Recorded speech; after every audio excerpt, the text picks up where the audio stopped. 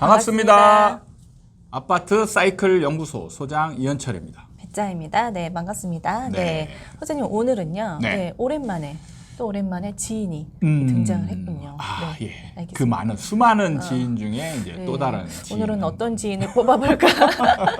네, 네. 오늘은요. 네, 네. 지인 중에 무주택자 지인이에요. 아, 예. 작년까지만 해도 집을 사고 싶어서 네. 집을 못 사서 너무너무 힘들어했던 그런 지인이 오랜만에 만났어요. 네. 근데 오랜만에 만났는데요. 요즘은요. 네. 얼굴 표정이 되게 평온해 보이더라고요. 네. 괜찮냐 물어보면 네. 요즘은 괜찮다고. 아, 네, 예. 그렇더라고요. 네. 그래서 저번에 그렇게 집을 사고 싶어 했었는데 네. 요즘도 그러냐. 네. 그런 질문을 했을 때는 내가 언제 그랬냐는 듯이 네. 괜찮다. 약간 그렇게 얘기를 아, 하더라고요. 너무 지금 이렇게 돌변한 거 아니에요? 그쵸. 저도 놀랐어요. 네. 네. 그 전까지만 해도 정말 집 나오는 거 다 보고 그랬었는데 네. 요즘에는 굳이 지금 집을 살 필요가 있을까? 네. 이렇게 바뀌었더라고요. 이렇게 심리 상태가 딱 바뀐 네. 지인을 보니까 네. 사람들의 심리가 무섭다. 네. 이렇게 바뀔 수가 있나 싶더라고요. 그렇죠. 그러니까 시장 상황에 따라서 그 시장 상황에 이제 처해 있는 사람들의 심리 상태가 완전히 바뀌거든요. 네. 제가 이제 이런 분들의 심리 상태를 고려해서 중요한 얘기를 해드리자면 네. 이분들이 사실은 뭐 한 작년, 재작년만 해도 이제 이분들은 벼락거지, 네. 네, 벼락거지라는 참 오명을 뒤집어 쓰면서 굉장히 위축된 그리고 불안한 처참한 박탈감이 있었죠. 그런 정말. 삶을 네. 살았는데 이제 앞으로 이런 무주택자분들이 이제 웃을 수 있는 집이 있는 사람들이 이제 울상인 이제 시장 상황이 펼쳐진다는. 평온함을 떠나서 웃을 수 있는. 그렇죠. 그런 날이 올까요? 그래도 임차인으로 살면 솔직히 네. 네. 내가 주인이 아니까 임대인의 요구대로 내가 들어줄 수밖에 없는 네, 입장이잖아요. 네, 네. 임대료를 올려달라고 하면 네. 어차피 내가 거기서 살려고 하면 올려야 되고 네. 아니면 이사를 가거나 해야 네. 되니까 네. 이게 그렇게 웃으면서 네. 살 수는 없지 않을까 네, 싶거든요. 네. 사실 이걸 좀 한번 구체적으로 따져보면 매매가가 이제 상승하다가 하락으로 넘어가잖아요. 네. 이때 어떤 상황이 벌어지냐면 매매가만 하락하는 게 아니에요. 전세가도 어느 정도 하락해요. 오, 이게 전세가도 뭐 실질적인 수요와 공급이다 뭐 이렇게 해가지고 숫자만 중요하다라고 보는 분들이 많은데 여기에도 항상 심리가 들어가요. 항상 정해져 있지 않은 가격을 서로 협상이라는 걸 통해서 가격이 정해지는 거잖아요. 임대료가. 네. 그럼 임대인과 임차인이 실갱이를 해가지고 가격이 정해지는 거예요. 그러면 이런 상황에서는 심리 상태가 절박하지 않고 안정적인 사람이 일단 협상력에 우위가 있게 되는 거예요. 가격이 하락할 때는 누가 불안하냐? 임대인이 불안한 거예요. 그럴 수 있죠. 네. 네. 임대인이 만약에 임차인하고 협상하다 틀어졌어요. 임대인은 무조건 가격을 올리려고 물론 시도를 하겠죠. 시도하는데 시도하고 있는데 그래? 그럼 너 올려. 난 나갈게. 문제는 이 사람이 새로운 임차인을 구해야 되잖아요. 새로운 임차인이 지금 이 가격에 들어올까라는 의문이 들게 되면 이 사람 위축이 되는 거예요. 그래서 협상력의 우위는 네. 이럴 때는 임차인이 가지게 돼요. 심리적으로 임대인들이 하락이 되거든요. 네. 그렇기 때문에 이때 협상력에 있어서 강력하게 드라이브를 걸지 못한다는 측면이. 입장이 좀 바뀌게 된다. 그렇죠. 전세가도 떨어지기 네. 때문에. 그리고 그동안에 이제 많이 올랐잖아요, 전세가가. 네. 그렇기 때문에 여기서 더 올리면 임차인들은 포기해버린단 말이에요. 그렇기 때문에 이런 협상력에 있어서 유지나 하락 쪽으로 이제 전세가가 어느 정도 형성되다가 나중에 이제 수요 공급이 자가였던 사람들이 임차인으로 넘어오고 투자자였던 사람들이 다 자기 집을 팔려고 하고 이러면서 이제 전세 임대 수요 공급이 조금씩 어긋나게 되거든요. 근데 이 시간은 굉장히 오랜 시간이 흘러야 돼요. 갑자기 이게 순식간에 바뀌는 게 아니에요. 네. 그래서 많은 분들이 이렇게 얘기하죠. 집을 안 사면 임대료 올라간다. 전혀 아닙니다. 네, 전혀 아니에요. 그럼 네. 소장님 말씀은 임차인이 웃는 이유는 그럼 전세가가 떨어지기 때문에? 그렇게 생각하시는 그게 건가요? 그거보다는 네. 자, 이게 항상 상대적인 개념이에요. 한 2, 3년 전에 임차인들이 벼락거지가 된 거는 뭐냐면 거지라는 거는 원래대로 한다라면 이 사람들이 재산이 있던 거를 잃어버렸을 때 거지라는 표현을 하는 거죠. 그쵸. 아니 완전히 없거나. 근데 임차인들이 지금 재산이 없어진 게 아니고 유지가 되고 있어요. 그런데 벼락거지라는 표현이 나왔어요. 그건 뭐냐면 임차인은 가만히 제자리에 있는데 네. 임대인들이 이 자산이 이만큼 불어난 거예요. 상대적으로 이 사람이 부족하게 된 거예요. 그래서 벼락거지, 갑자기 거지처럼 된 네. 상황이라는 거죠. 임차인이 웃을 수 있는 상황은 뭐냐? 상대적인 개념인 거예요. 임대인과 임차인이 서로 비교가 되는 거죠. 자, 그러면 여기서 보시면 임대인들은 이제 하락이 되면 가격이 뚝뚝 떨어지는 거예요. 자기 원금이 손실이 온다는 거죠. 임차인은 제자리에 있는 거예요. 제자리에 있기 때문에 이 사람은 뭐 어떻게 보면 내가 번 것도 아닌데 뭐 굳이 그게 웃을 수 있는 상황이냐.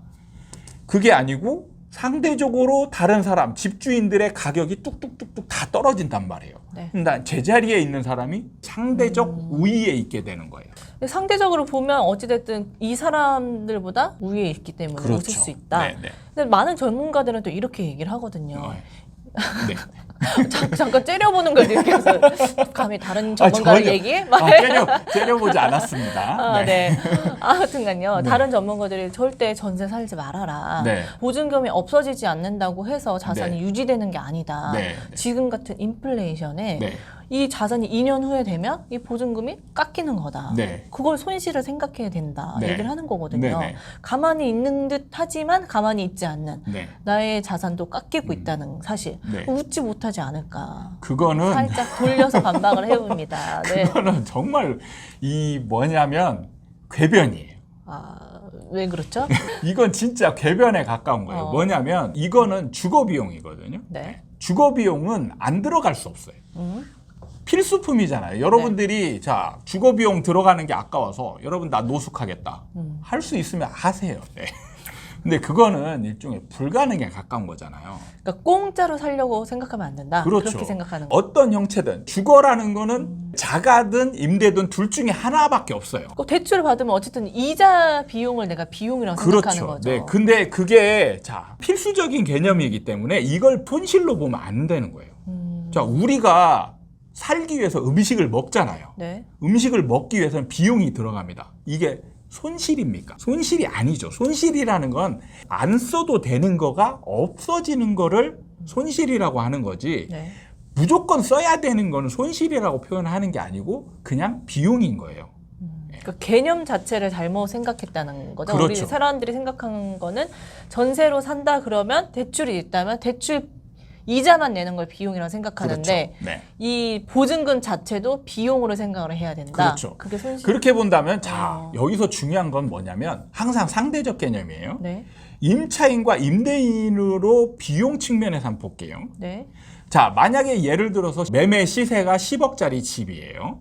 그러면 얘의 전세가는 지금 얼마냐?